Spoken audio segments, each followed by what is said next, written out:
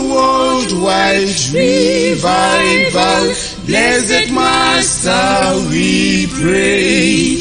Let the power of the highest be upon us today. For this world dearly purchased by the blood of God's Son, back from Satan's dominion, and they must be won. Send the power, oh Lord. Send the power, oh Lord. Send the Holy Ghost power.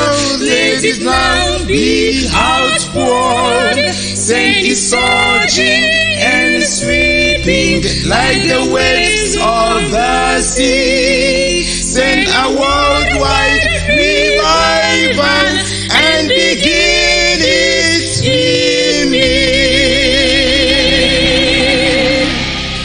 Send the showers of blessing as declared in thy word. Let the spirit of promise on all flesh be outpoured. Send the later rain on us till the land overflows. till the desert rejoicing blossom forth as the rose.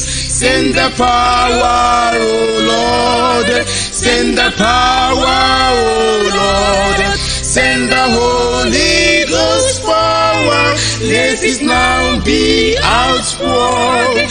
Sing is surging and sweeping like the waves of the sea. Send a worldwide revival and begin it in me.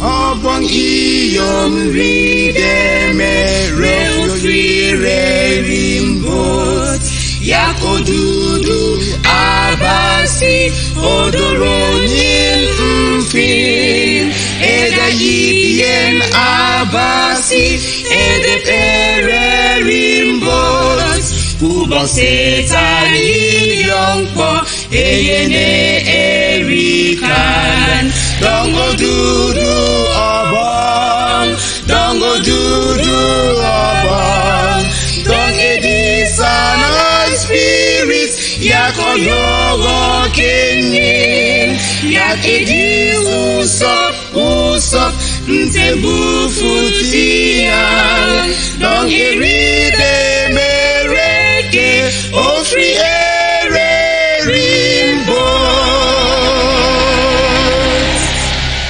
Dong edin yong pa tikofo etinde yak ewong on spirit for odorin kidem dong kupere dem edim nonin ko free song tutu edi sati song esege nteros dongo dudu abang, dongo dudu abang, edi sana spirit, yako yogo kenyin, yak edi usop, ntembu futinan, dong eride mereke, ofri ere rim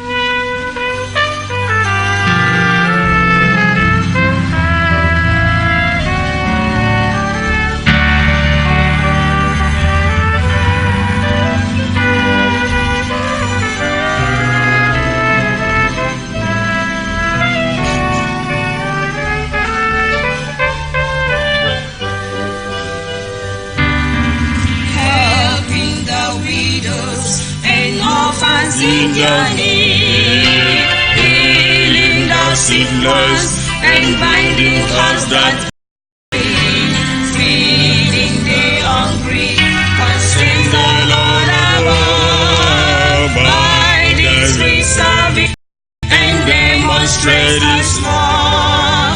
Cause of cold water, given in Jesus' name. Cause of cold water, and never given in vain. Someday in the rain, when we miss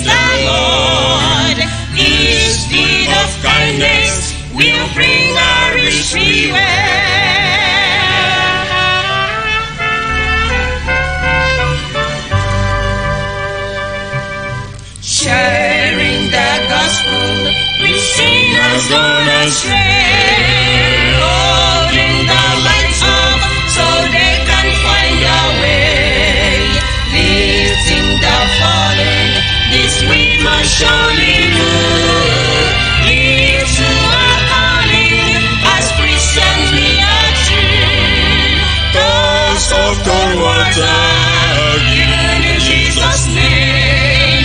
Cups of cold water, I'll never give in vain.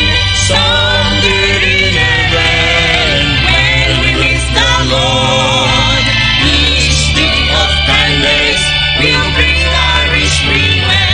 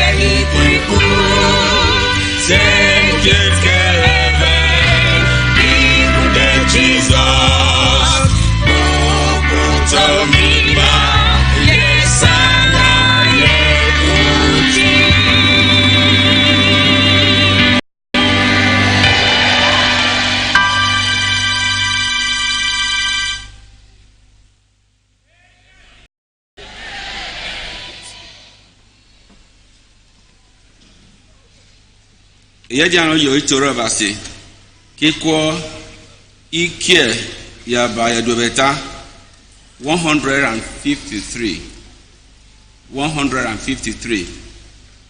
ewe kie ewe itien ewe ita 153 aminye na Jesus ku fan enye di kokuru mpo enye ofone tieti yo pon me enye de li di tigere enye pon ka aminyom mana ye anam sana etieti kan for odon mi esit kukut akpememi nya ya kokuru mbiomo mi nna nye enye li tigere ya ma ntanta afio enye ofone tieti yo pon me kan for odon mi esit kukut akpememi nya ya kokuru mbiomo mi nna nye enye li tigere uya ma ntanta afio enye ofone tieti yo pon me. We are going to choir the last chorus.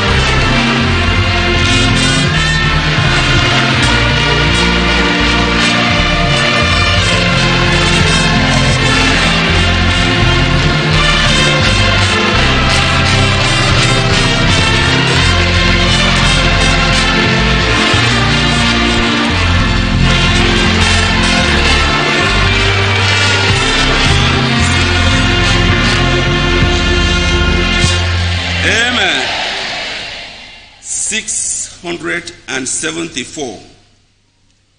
674. Ikie itiokiet ye ataye dobena. 674. Eweri itiokiet. Eweri tiaba. Eweri na. Baba ofanyen. Ibetke Jesus. Baba kiet. Baba kiet. Ofanefen idinya kanyen. Baba kiet. Baba kiet. Nte enokpon nte andinya baba kiet. Baba kiet. Nte nye eyesin yin. Ufoke heaven. Baba kiet. Baba kiet. Jesus omofiok mwenwan yen. Eye kpeme tututit. Baba ofanyen ibelke Jesus. Baba kiet. Baba kiet. Now we call them. This is how we are going to sing it. Verse 1, everybody is singing and sing the chorus. Then our ladies will sing verse 3, verse 4. There will be no chorus. Then men would sing in verse 5 and the chorus everybody will join. Please, in that order. It be a book where you go funky, equal chorus. Then ufangita you fangina, even probably equal chorus ibara. Then Eden, ya boroko, ufangitil. The look away, ya know you chorus. Now we call it.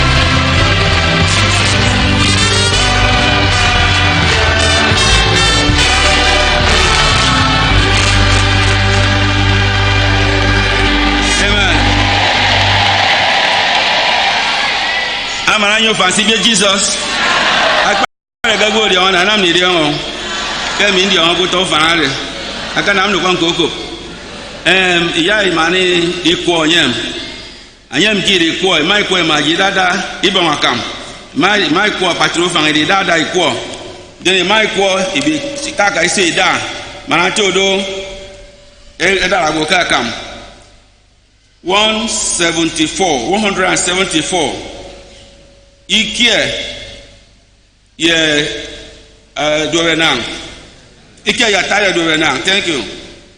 One egbe jaba egbe inang. The man of Jesus pupuru mukunfo pupuru sedede mbiomo ke kinem ye akpaniko enyaya nwam enyaya song of them. Think not Jesus, think not Christ Jesus, think not Christ Jesus, think not Christ Jesus. Yayako them nim kapaniko enyaya don fiese ewe church ko pa fa jo fa iba jo fa ta dada iko inu ka ma ti odo era go ka kam 174.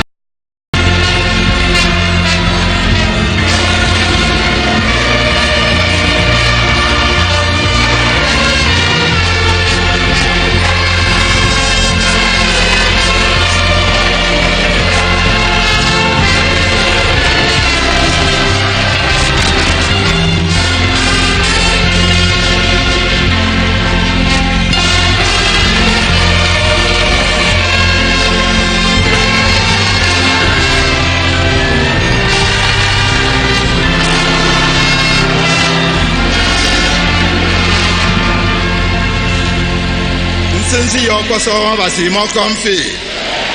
A more comfy color for more fun union. A more comfy cassette for an onion. Don't care, Tom and Bonum. A for my union. A few communion. A for one idea on a fool. Utibo to her. Abasi boy communion. Abasi boy communion. A more comfy and cassette for Canam in home poem. I get out to her. Kikuam Paraguay. A for this onion. A for the young you to her. Abasi ya communion of yen. Mubra yo carry one this a fuku onion. A for so yodu to her. I did young yen. Abasi ya communion of yen. I young you know walk with an over me. Then come Mubra yomi. A for me bang them. Carry young for boogie young yen. Abasi boy come. Abasi boy come. Abasi boy come. Come boy me. A cassa word already me. Ya yogi do ringen. Already me. Yambiamo. A for young in it tongue. Care for Jacob. Care for Yabora. Abasi Cambubra yum. Umuba Afian so yadok. Don't spirit for thee. Mamma case and a yension show down. Abia keyboard. Abia Kessit, Abia Kissin, Abia Kuba, Kansion Zatia, Abasin Tepkabi Abia, Afomedion, Kambubra Yomi, Kakwadu do a fool, Abasin so Yodo, Abasin Bogdi Cock, Abasin Bogdi Barakam. Oh, this Arabo Abasi. Aba Memo make a Kamakem Bumo, Ebo Imasu with the War 1. Kafo Yai Bumum Bumur. Added to 20, a fool Namam Kwaru, Amad and Bubre Yum. Mbubra yo yem na wora sanga abazi barakam oh this anabo abasi emi ya ndibo no to kambubra yom ku ya ikurenye ku ya tang ko mo o benga fien o ru tang ko ke heaven tangsin ku tang mo sin kinwa mo ama wo ya sanga yedudu ya na utom ko la itia Anong radio ngadem, yang ada wanom Parawa, ada wanom Ipowo, ada wanom Trindito, abasi soyodi, di nama radio ngafupon, abasi namda ubong, King Jesus.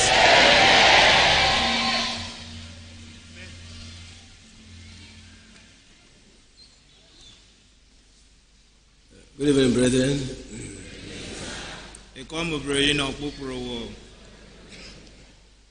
Those who need counseling, please visit the office at 7:30 to 9 p.m.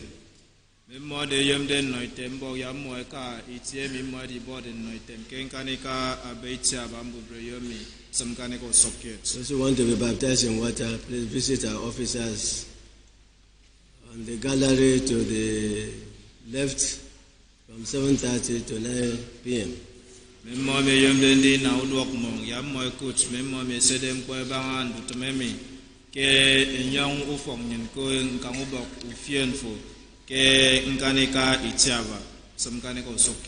still have the DVD of all our services. Kindly visit the worship communication department for this.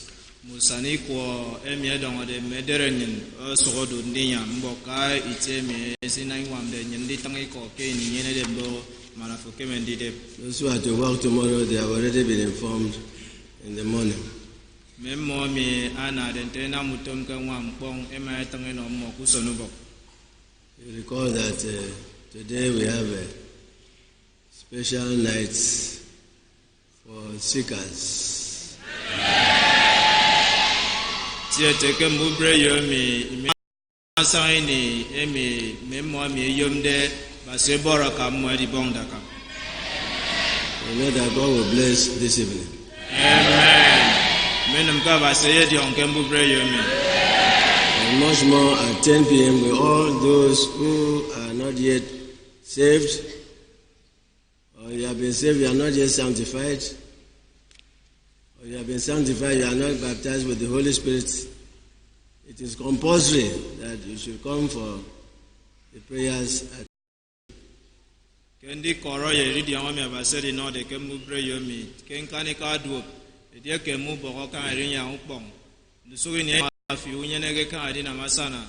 Nusu unyeneke enoika spirit. Kenkane ka tu poko no yomi mbo poradi kabase no menoime.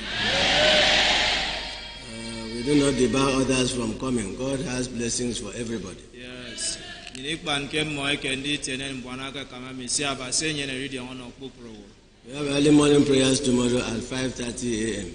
9:30 a.m. we have the Bible teachings. At 2:30 p.m. we have the youth service. And even at 5:30 p.m. we have the evening revival and evangelistic service.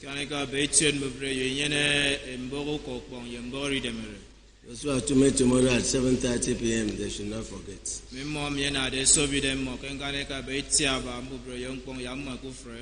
Preacher will give us a song and there will be room for testimonies. The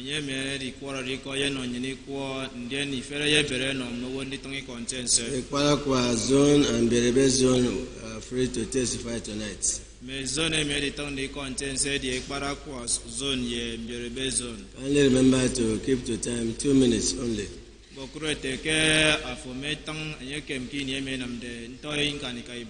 Thereafter we shall have a special song. And our preacher for tonight is Brother John Oda. Amen. He's from Wake Up headquarters. But he knows the road to Ikorosu Pongika.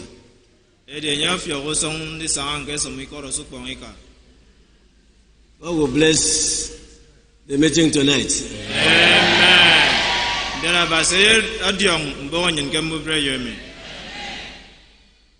Please, I want to reemphasize that God has more than one blessing for everybody here.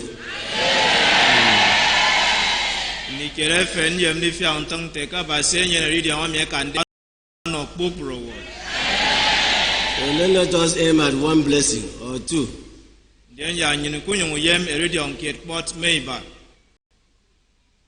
As much as we desire, even if it is 10 blessings, yes, the storehouse of God is ever full.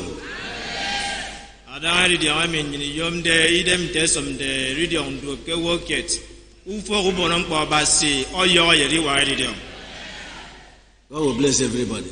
Amen.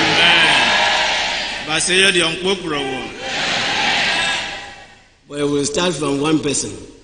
And who is that person? Who is that person that God will start from?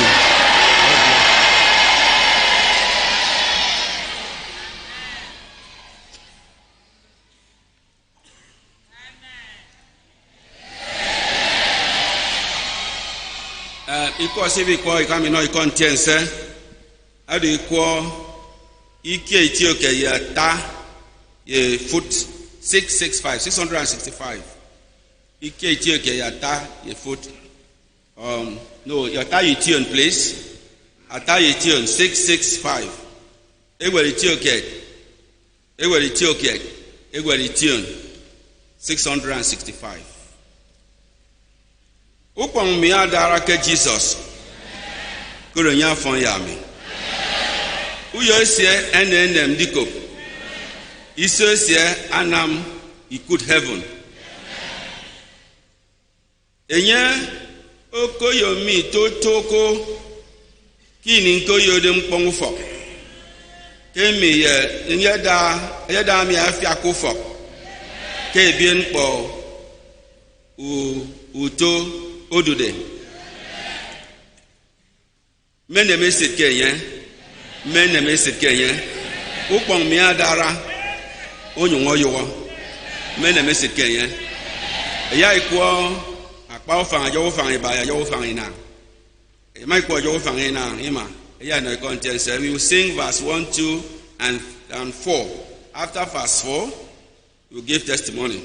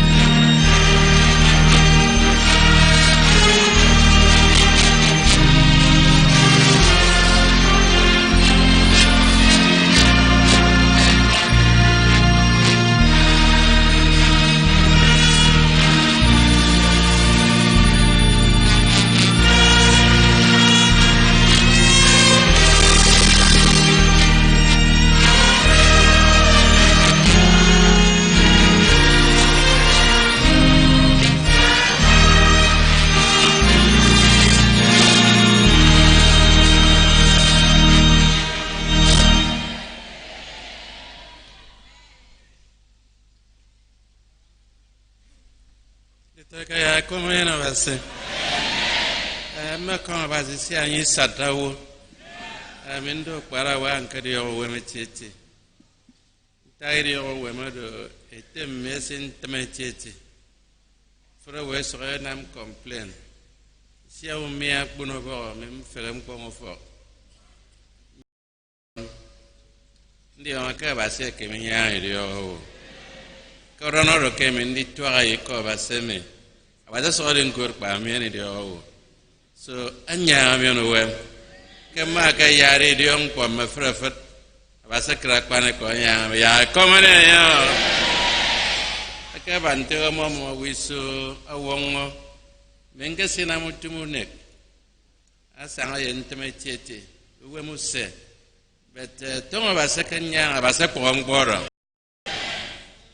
Men di kairong mfone su musen rebru ne ufonga oro opposite the dancing hall siakba yonte mayang ri yofo aben ko tie kesa thinking that came in yawo mo farero kai ka abasi yaka ntemere be banka etemere yo ngam botba de to ka abase ke me buwo ya komane yo amari bam ko ke buin sio kosme kini makado wane mai sang yo iso itaita ka basere wonga yense me we mai sare mo tete bera basana makpane ko mfune me mende te wang dito se mimbo buno yese basere ariana no ya komane basenya ukpeme abasem kpeme mene tete itien keron esibena ubenu weme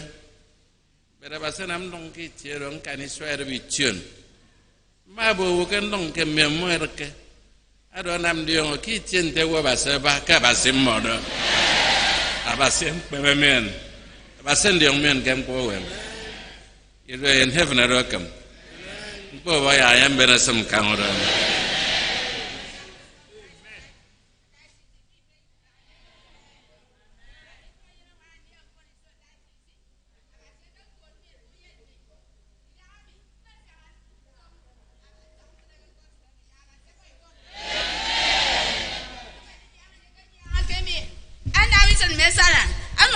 Spirit, Yaba Sebo, come me.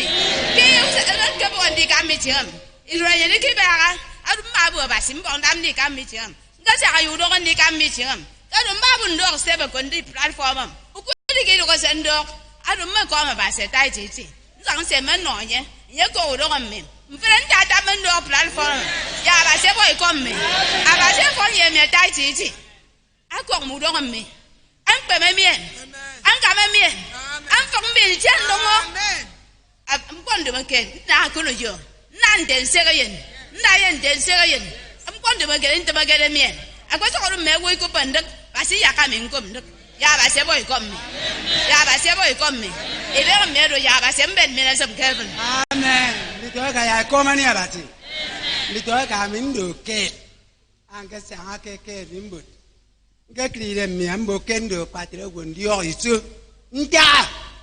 Cái mà đến cái tê cá mà nam là qua nhiều cái ấy tê cái nó ngon bự bự con nó con nhiều bay đi nhớ bám con nhớ cho nó cả rồi nhớ con ngoan mà bữa cô qua mẹ thì mà à đồng cái nhiều cái xe bà xe nó nó bà dễ được cô phải ăn cái đồng ngon giờ mang cái đồng ngon cái rồi cam ba nam chùm prophet mình bố sẽ vô phục mình nông ra rồi về cái gì yếu sinh kết thì nhớ tiền mình chuyên mình thì mình cái này trả bà gì muốn xe cái à vì mình cái này trả bà sẽ phải đi trong bộ nội quốc đi nói cả à sen ra chẳng rồi ra được về cút tập bu sinh kết à mình đâu phục cái cút kêu tôi nhìn chùm rồi chuyện này cái là à chịu là bà gì à bữa kia mình nghe xe đi để mới đi nghe cái à chúa được cái quê họ nhận xe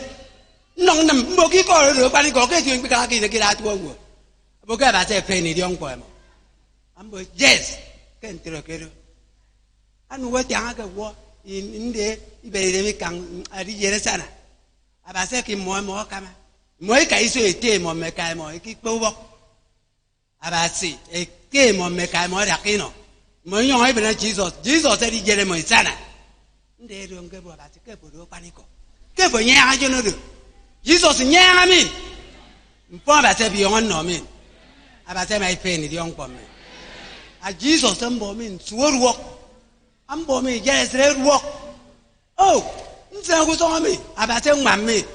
Awo ini abase no mi na wan te dan ke da bo ke ndi nyi ke jun mfo abase bi yo min ke tang no be odo nwa min ke kan ka paniko abase ko ro ngore mfundo itendi to abase peme min ako ro ngame ako ro ngwan mi ako ro ndi to mi abasi age be ni jong po men no ku som Jesus angol mi no kwang som me amin di bene aboyo dong ke chang no mun di nam die ku kwang song ti na ku no bo ken ke chum bo nya ke to ne na wa na bo ngo gut ke ma de nong de tu tu dam bet ki dang ke dom bo kam ji so se bo ke ja da nam die aboyo dong ke min ke ba se yau wan tu ke kam go ke ya bo min ke yau no go no a sang amo abo min ke ba se yau wan ko ma ba se ke ni use and ke tu abase mbe mi ke ka tu bo abe ke de aki tu nyunen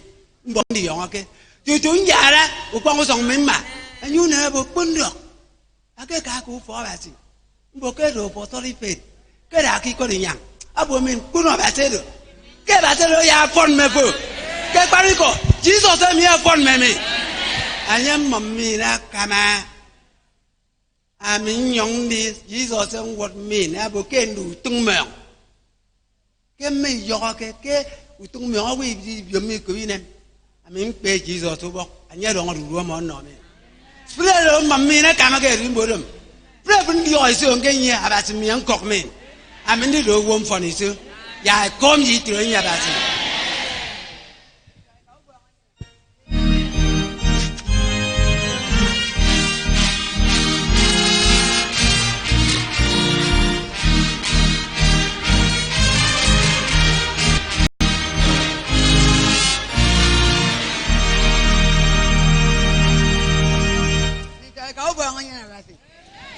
con mà xin xin năm nay phải miễn sớm miễn kẹo con rồi có rồi miễn đời tôi có miễn cái đời tôi sao nhận tâm sao mang đi xe à có đủ sen kẹt à giờ này miễn là xe cái chơi có rồi giờ đi xem bao à muốn đi xe xe nhớ tới cặp đi miễn đi cái này cái có đi nhá cái tôi nhận cái đời đó em vào bao nhận bao cắm nhiều cái sao đến cái kèm pe miễn nhong dân cái tăng mấy cam mu bo ba se la nga ka am fun e se tu ajero mchen de ma tang mo ka ji so se kwa tien mi ki pin nya ke sa de ma tang ni ka mi du gre de ano de ana ka do nsa nya ka ma o se kenya no so onko ni sen ikwa ka nda da mi na se na ba so fe ke de u fam fe na ru ke nyong ke je ikwa de ka na ko jo mo gbe mi ja kan do ko amin song sa odu sen ke Jesus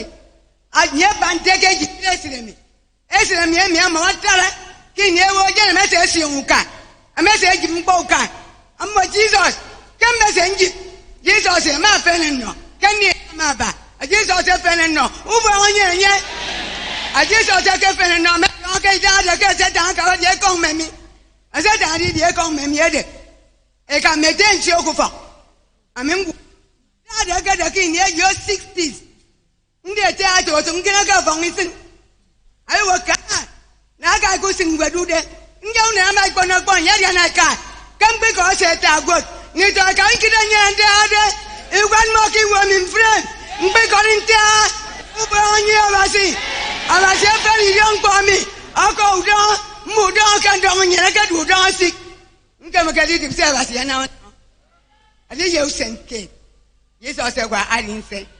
I say I forget me come fun. Over on your body. I'll go on me come fun. I'm more coming. I'm in down one film. Over on you. If you're yet to win, I don't know, man, let me.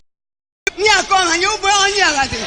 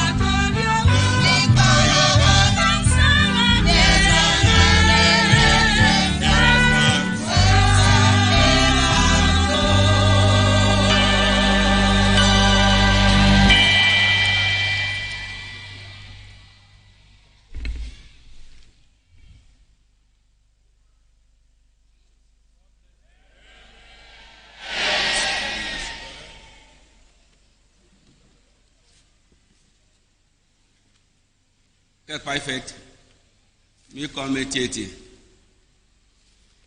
nyon ko ma basi ni nam ba me frem ki bebio njami do ko ta ke abasi mamien ko nke fefere ba ka meeting eme ndi won kore nwa nke di dibendi ke di dibe ndongo fongo mi no daka mfere ndi sanguso ko ntom go ndi o ga ton ko ifo na nka nam di go mi bo nke dibe ndi de do ke de ni wo nke nyon nke wo fo e ma ko no mpo mi no ka Lagos ndaka de nyon ngwo wo fo go jaka se ndok Lagos e ke wo nka wo fo abasi bo se nje mi ko abasi fo mi nton se abasi ndongo wo nam funam ada ka abasi fere ka go to ide kiri jaka sensi na kufo mikirong anyi waga go Lagos nti afiong e ban tong fo abase ensi okufo afiong ina we no gondi dia bora kuna abase afon agwa patru sele no kwa maka mbo base na mpa abase esu nwa manno bora kuna ima abase ba mi nda mi mfrem senje mi na mi de mi no abase ubon meri oga ya nyere nyanwo. Amen. Greetings to all of you in the first place, and I'm happy that God has made it possible to be in your midst this moment. I want to tell you that God has done something for me. In summary, I want to let you know that I sneaked into campground like this during camp meeting some time ago. 1980. And after the camp meeting, I went home. And as I returned home, all my properties, the little things I had, were all parked outside. And I was sent out. And from there, I went to Lagos. And I stayed. After about 2 months, I started church. And it was not long, I was also sent out. But I want to tell you that God has been taking care of me. And as I'm standing this evening, what I want to do now is to glorify God. Because I'm telling you that God has something special for you this evening. We are reading from Isaiah chapter 9 verse 6. Yes. Amen.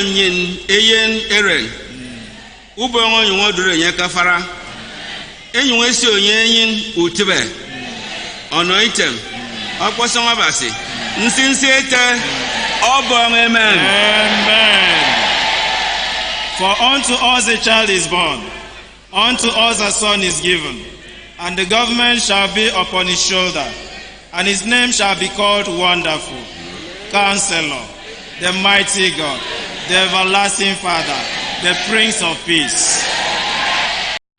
So me, go get to me, then Bosibonum, Anyongo Borome, Eddie was a tangade, because Utibu fan. Yes. What I'm telling you now, the multitude I'm seeing before me here, and even the ones on the platform, they know this thing because they have experienced it. Utibu fan. A wonderful friend.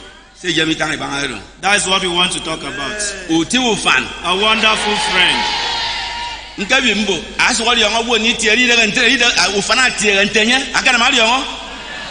I've asked before now, do you know a friend that is like unto our Jesus? I'm the young girl. I don't know anyone. Utibu fan. A wonderful friend. Yes.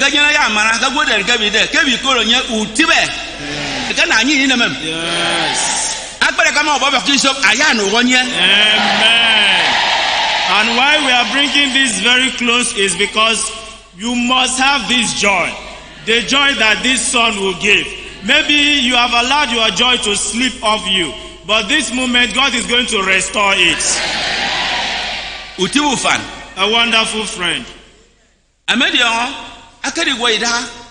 Edi managen anya to ngwa san awu senke e kamba prophet gere se ko John odo wo mo John the Baptist awo sise se jere do ngwa ba se benedi on po friend gere we karanye e jere do ngwa ba se nko ri o gere do kiji gere fen ki do ngwa si tiere agoro e jere na keta ngami kakpane ko e ke o keri nyeri nyianga den John ka konfa awu ke anye keri de jere do ke nyeri fen di on aso ko tietie de e ma do do kiji wo no idi on po fo e be ri de bi fen.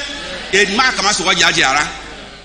when this child was born, he grew, and at a point in his life, he was walking. As he was walking, his forerunner John the Baptist saw him coming.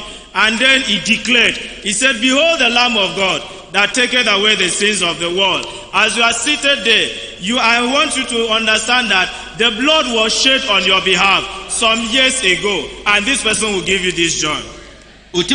A wonderful friend. Do you know when all this all started?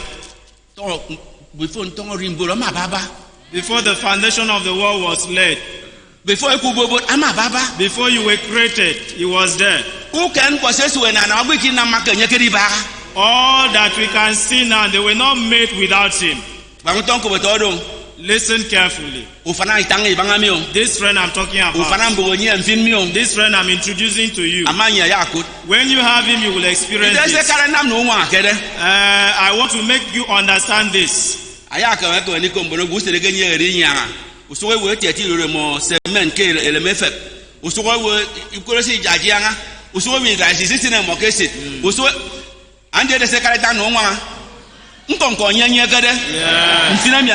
Amen. As we've been hearing from some people, some will tell you that the day they were saved, it was as if a bag of cement was lifted from their shoulders. Some will tell you about the joy they had deep inside their heart. And this thing you cannot so tell it unless you have it. And today you must have it. And God will give it to you. Amen. Do you know this friend we are talking about? He's a wonderful friend. The type that you've not seen before. All you have to do is to confess your sins. That's all.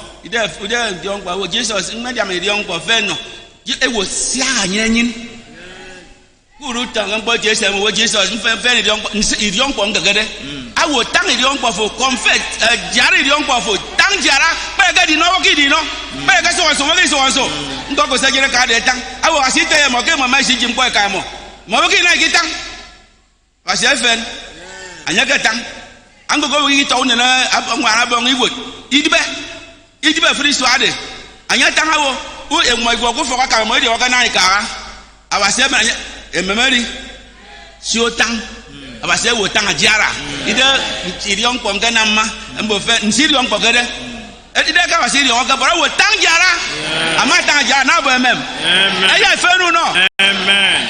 And the kind of prayer you are going to pray is not the type that you say, "God, forgive me." Which sin are we talking about? You have to confess your sin. You have to name your sin. You have heard testimonies from the brethren. The other one said, "I stole from my mother," and he confessed it. The other one said, "I killed somebody's fowl," and he confessed it. That's the kind of prayer you must pray. It's not just saying, "God, forgive my sin." You must confess and name your sin. And as you do that, God will forgive you. And when you promise God that you will not return to those sins, deep inside your heart, if you decide that when God has forgiven you, and you vow to God that if He will save you, you will work for Him. You will go where you want Him to go. You will go where He wants you to sit, where He wants you to sit. And you believe the blood of Jesus that was shed, because He's the only one that can pardon your sin. Amen. God will forgive. A wonderful friend.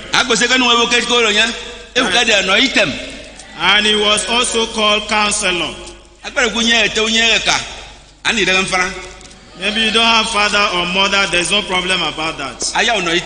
He will give you counsel. He will show you where to go. Yes. Oh yes. Yes.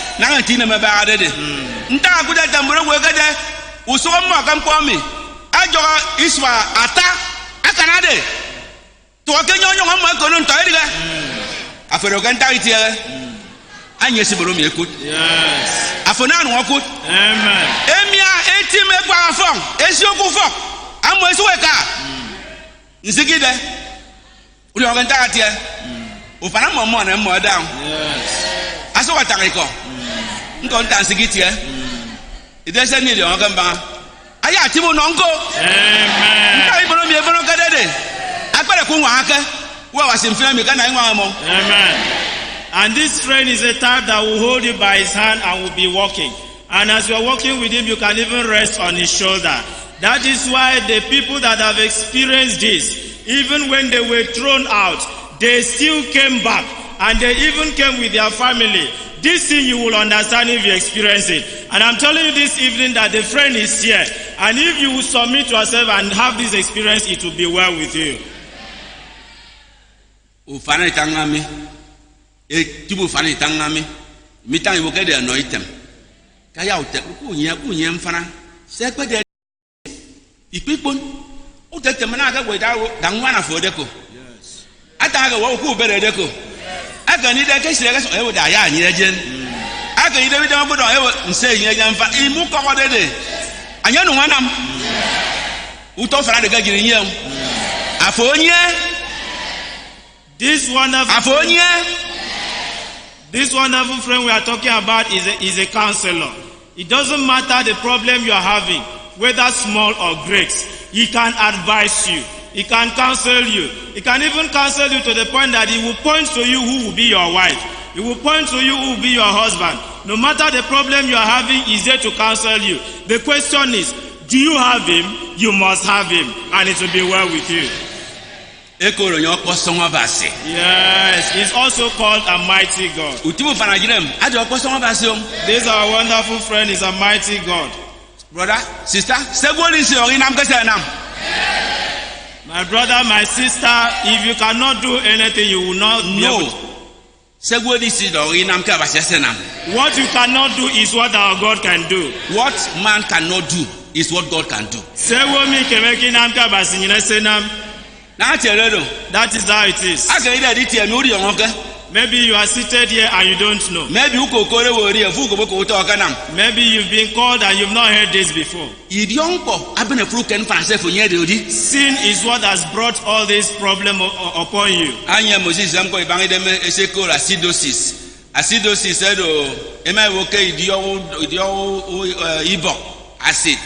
acid Egypt Jana dia kam ko de wo ka go nya acidosis. Inje mu don se ni na ri don onye. Inya ko se de ka ga ni timi na onye. Ifin pa mo na ka pere. Udon idion ko ti entro. Idion ko ma o se na kidem sometimes ko jo wo da ida wo. Nko se nko kere de ka ni tiwu no nta fion ka nu tia. Aga ni ti ento mi afoku anya jena ka jira ka no e kontense ka ka ro ko wo. Ejo ma akum. Ewo idion ro ya ri bere mo ke ni mke sien. Sometimes in my effect, a do for Ibo. Is in pocket back. You can come okay, talk. I will funny barra. A go look on your kid, young one, I'm coming. You will say, my duel. I go to the Bible, I go work with my and I made young for get and I do and do it. You don't get them? You have, but okay, yes, you saw us walk at the young boy. I go to the kid, young boy, Wasima. Aya anyanam ndidi okarusien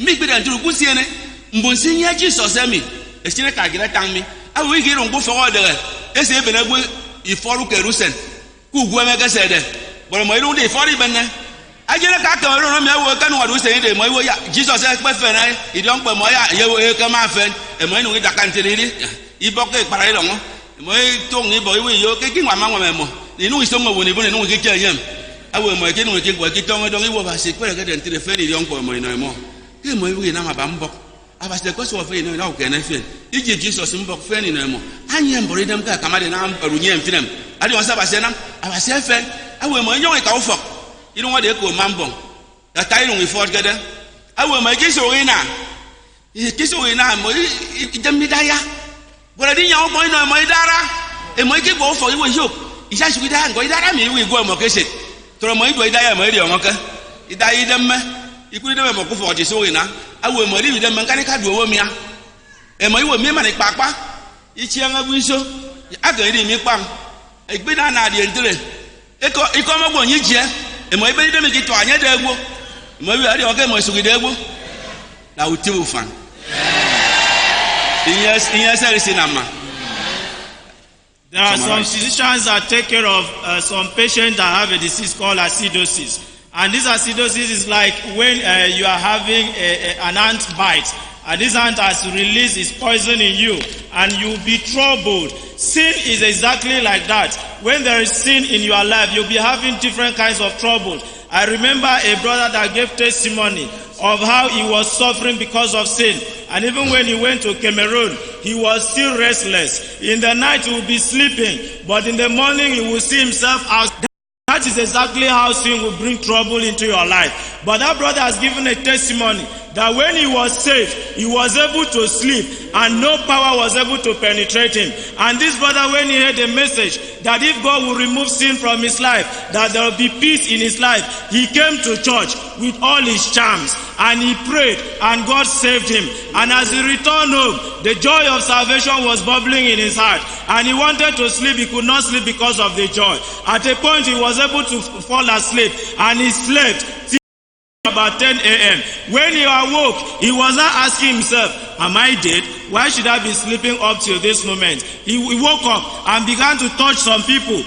Sure that he is not dead. When you have salvation in your life, that is what God will do for you. All the troubles in your life will be out.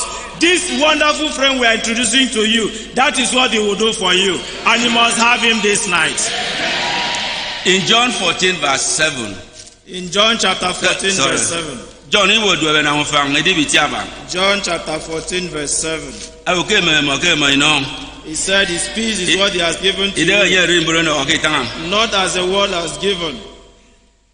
Ide ntire aka mo de utibe no. Yes. Utibe mem. Yes. Aya kura wo gari na maga kura gura te mi nko anya to won asiruko afokara wo gade se manyi dara ki dara mo ge sere mo de o ge sistina ge sere mo ko mo de sakatikan boru to me yi tangami adu to me aka na furu kerifio ememu to idem afoso kotie adego apo utibo fan abebe ngide mi na me Canada no mfina. Amen. The peace that this our wonderful friend will give to you, it will be wonderful in your life. It's not about seeing somebody, when somebody will hear some rhythm and begin to dance, you think that the person has peace. The peace we are talking about is beyond human comprehension. And if you have this peace, it will be well with you. This wonderful friend we are talking about is very wonderful. Yes. Even at midnight you have problem and you call on him, he will answer you. No matter what it is. No matter the gravity of the problem. No matter how great the problem is. If only you can shout the name Jesus. If that is when you are his friend. You said you prayed unto me and not for the world.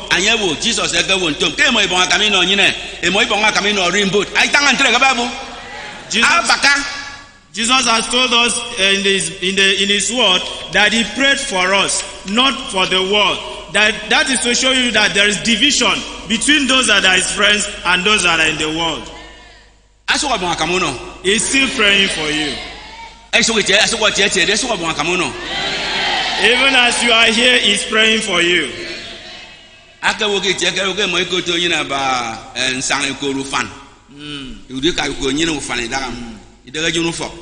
Because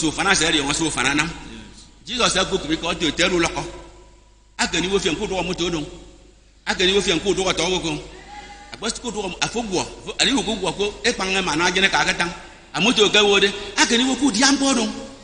I can you feel good or told the good dog. I can you feel so I can you cagam by there. I couldn't do when you can, ma'am.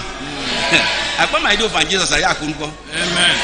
This wonderful friend has made us to know in the Bible that he's no longer calling us followers, but friends. And as Jesus' friend, he will hear from the Father and he will tell you. And he will tell you where to go and where not to go. He will tell you to enter a particular vehicle. He will tell you don't eat that food. He will tell you don't go to that place. If you have him this night, you will experience all of these things.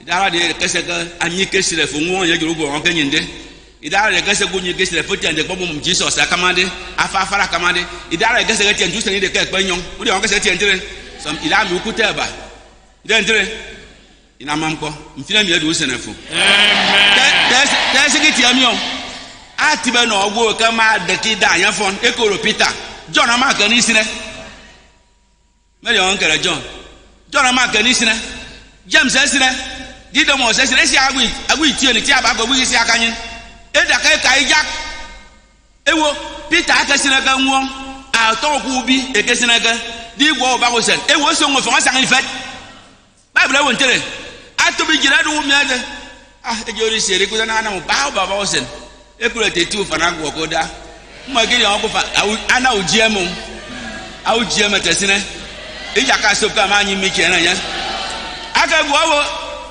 nto ndido enye se dia saka de akuna tiede ngbo gi gwo ko sere afon saka tanga pane ko tang ni riongo afon to ka ade ifon no bo Jesus wo jem mfina mi ya anye amen akuna senam awo enam ndempe wi nam abi to be jira di no le mumi adi on ta wi to mfina abi to ba o ta mi o umi am ta wi to no amma to agbonu ogo si tanga mi ya boko amen ewe ko to bi karaka ba eri don se lo nya na akono bi karaka ba ejiri ro karaka ba ejiri ro ewo ni kisi ma Jesus de se go John de wo da agbo ide agbo ifo no eti ofana de dem ewo Peter atanga fo wa ka sa ga president ewo tamadu mo ali wi ki wo de ewo nso we kan aso wo ro a in yo ga mari on se se gbisi na kan won de joku ma sere na atu e re mo mi de ma nwu na ma ana de ke gbebeto agade na nso we kan ro won podi kan iba ewi jang mo de so aso wo ro won so anya na ga kono ture agiri ri on ka Bible tanga ewo jo mo re se dia afre ko yo de yan se ke dia u ka ru fe na de pa kan kan Jesus said ni dia asa na wo se dia asa si na wo fon ana me si da fo nem de na bi Peter e Mariam be ga be ngide mi manya aya ma fie nfina amen. And even if you've lost this friend, you've lost the joy you once had, I want to tell you that it happened to some of the disciples. Like Peter, John was there. I know my name is John. And then James was there. Didymus was there. And the other disciples are not mentioned. At a point in their life, they allowed the joy to leave their hearts. And they went a-fishing. And they toiled over the night. They toiled until they were almost naked. But this wonderful friend, at a point, walked down to them. And he called on them. He said, I know you have toiled. You have to cast your net. And as they cast their net, they had many fishes. That is what God will do for you. The blessing you will have this night will be so great. And as the disciples saw this, that beloved disciple said, this must be that true friend. And then Peter jumped out, covered himself, and walked to him. And as they went, they saw that there was smoke. And there was fish on the smoke. And there was food. This wonderful friend is a great provider. He's the one that can supply your needs. And as he gave them food to eat, at a point he turned to Peter and asked him, how do you love me? Maybe you've lost the joy of salvation, but this night God will restore it. If only you surrender. Even if the sickness, udong amanye na even adong ise ayinyin ufile nyine ise ukoro nyine dia no udong ukoro nyine dia no udong ide afukede abasha ya ukọ Amen. abase ben ide mi foro nyang akunta agari gami usuwa nyine gari uku kama gani dia odi oka meru ram de ku gwa patre melu tiere bora pa ru afrofo mo mi o sama de romo se je won ka nya sitiam Jesus said ben ide mi foro nyang iri utrefo Amen. agbo gadari na mi ewo go gadari na mi ekewo ewo akoro je na ba bra tang ni ko ewo kam buno mo ikara ke nwa mu dongo se gidongo nya ko kuri nya ba anyin eri ko rogo ke nya ndedega spirit gadari ida iki nya ga nyin ko dongo ka bo nyin men bare go dongo bo na nyina fo men ni na mam ko mfina mi aya settle Amen. mfina mi aya settle Amen. ewo Jesus said froka Agaga wo mbosinye we me bokodo wudu kwakuwe. E we sin ke mkporo kwakuwe. E bo na mpo inye ni karo nwam. Iti pastor ikara ko nwam. Na mbonu fo be ikara ko nwam. Nto nwam ma ka nwam ma so nwam ma. Boro ni sin nwam mo de utimo fa ngada. Aga wo akuru fa e we ko ga na wa gide me ma egwa. E wo ali na am say no worry. Come on, get out. Go on, okay, go over and get them. I'm with them. It will 1,000 iba. Am I going? It can go on. It will find me them a sucker. It will never from us in it. And yet, it's a woman go. It would eat yet, but Jesus. Utibo fan. It's a my by Daka. Go now, and again, yard, and I'll get here. Now, I guess I'm banting. I was a fan, young woman. Who can consist in a game of woman? Yet, but Jesus. Any could take you. It would them. If I get in our break, I jammed out and take a game of Jamie Daki upon Jesus. Just I want to know what can Bonomo. I was a yak with tearful. Amen. We don't know the yak, amen. That's why they are young. Amen. Then I am my Jesus. Amen. And even if you have a peculiar sickness, that people no longer know you by your name, they call you by the name of your sickness. As we see in the Bible, not that they have a name, but the Bible refers to him as a man, a gathering man with demons. Jesus is ready to cross the sea to come to you. And as he crossed the sea to come to you, he's going to heal you. Because that is what he did to this man of Gadarene. The Bible said that he had legions of demons, over 2,000. And when Jesus healed him, look at how he sat beside Jesus. And he was listening to Jesus. And the people that saw him were amazed. That is what God will do for you. Because of you, Jesus will cross the sea to meet you. And he will change your situation. That sickness will be over. Your story will change. This wonderful friend, that is what he will do for you. Shortly we are going to pray. Jesus. Make it a young pongajam, make it a non sana gajam, make a no gang spirit. I'm more the sooner. I better get Udon, if we can not get yet. Uncle Bongana, they will can boy and your mamma. Ijibas war. Ikin yaba. I better get angry with the carpenter of Basaka because I put it here. Ijibas war to careful. God, you're get the better. After near work at Mamma. I can walk it here. You don't want to get them, and you don't want more. Let's say for Jesus. Yes. I get war. It will say when I'm going to read to meet you. Now to attack here. Now to attack. It will not talk. I will match with to Jesus. If we get to talk, I pass what to Jesus. I pass what tongue now. I say Jamadi. I pass what Jara Nangatangadi. I pass what to Anoya. I pass what I don't for Noya. I told it to Tom. Yes.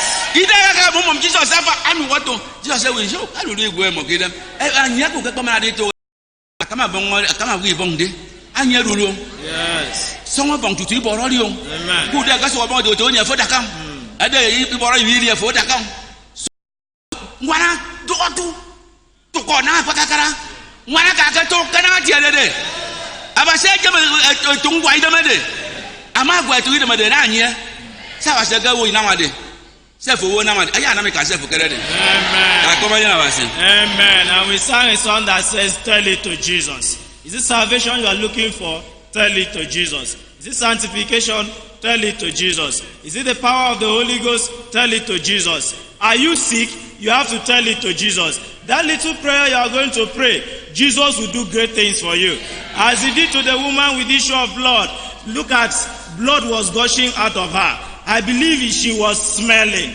And then she had to praise amid the crowd. And she aimed at touching the cloth of Jesus. She was not ready to hold Jesus. She only wanted to touch the hem of Jesus' cloth. And as she was able to do that, Jesus said, power has gone out of me. This night, that little prayer you are going to pray, the power of God will be released into you. Amen. That is what you have to do. And it will happen to you. Don't be afraid to return home.